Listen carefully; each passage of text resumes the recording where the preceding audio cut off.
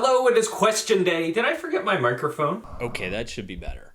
And I got a whole bunch of questions this week, and I'm going to take about half of the questions that I got, and I'm going to combine them into one question. So I posted a video a couple weeks ago. In fact, about half of the people of you out there who have subscribed to my newsletter came from that video, and that was the video entitled something along the lines of "I suck at art, so I'm going back to art school." I had this great clickbaity thumbnail going on, and it was a very popular video, and I got way more comments in terms of comments per view than I have probably gotten on any other video that I have ever done, and overwhelmingly positive comments, fantastic comments, comments with resources, comments with things that have helped you guys, comments from people who are saying, I'm going through the exact same thing. So all in all, I just wanted to say that the response to that video has been absolutely amazing and overwhelming, and I just wanted to say thank you to everybody who's left a comment or thrown an email my way in the last couple weeks. That video has also prompted two other YouTubers to kind of reply to it and add their thoughts to it.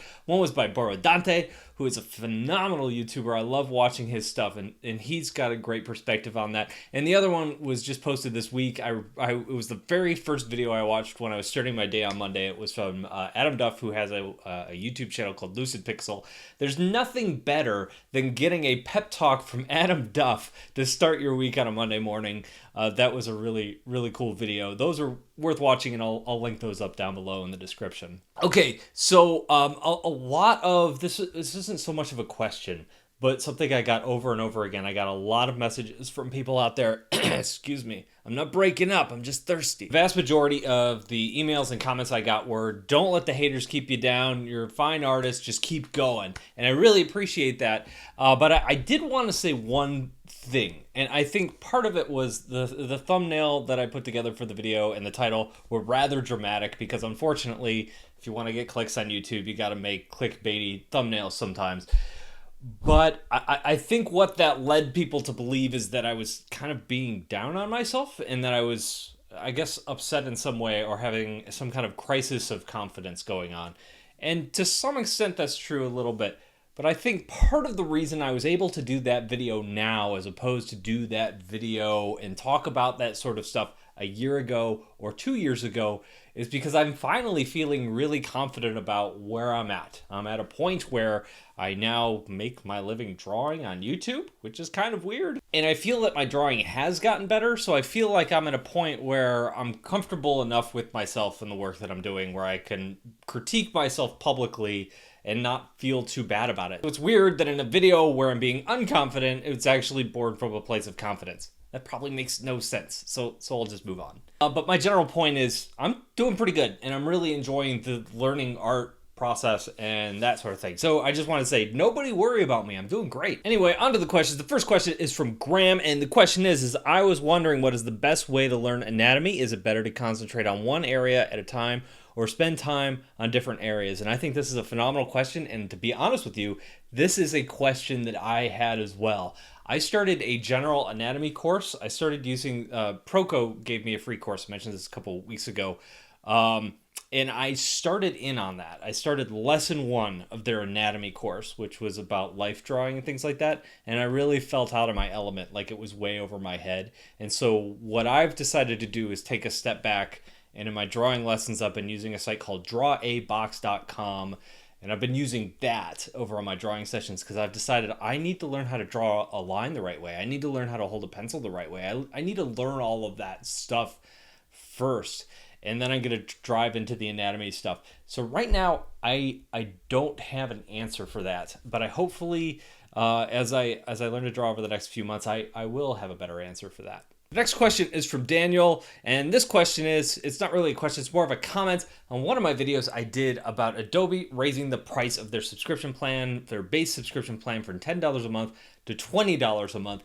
And several people commented, and this one's kind of in the same vein, that where this person is, it's still the $10 a month. And what happened, like the day after The Verge posted their article and several other sites posted their article and I did my video, Adobe switched it back. What they had on their site was that if you changed the amount of storage you had, you could go back to the cheaper plan. I don't know if that was available or not when I did my video. I didn't see it.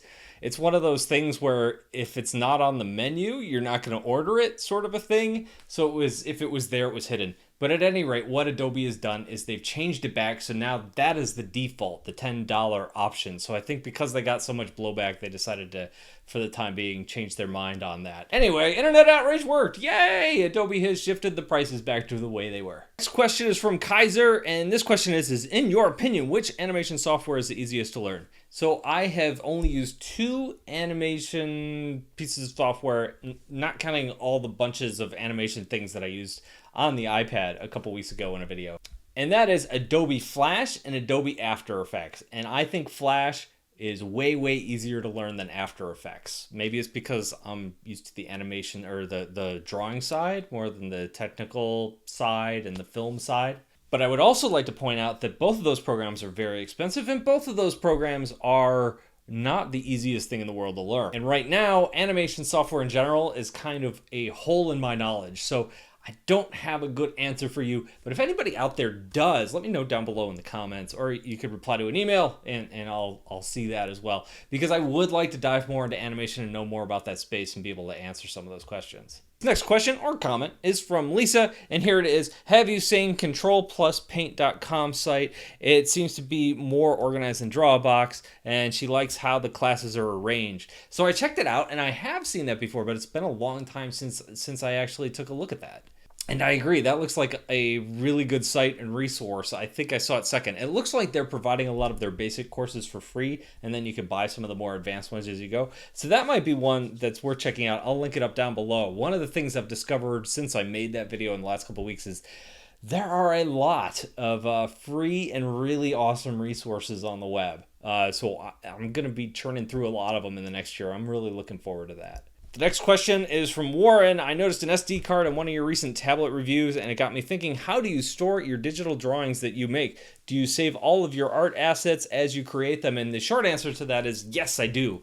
The main way that I'm doing this is Dropbox. So the reason I like Dropbox as opposed to, I guess, everything else out there, is that I am able to save things on my desktop, and then it uploads that to the cloud, and then it appears on any other computer that I use.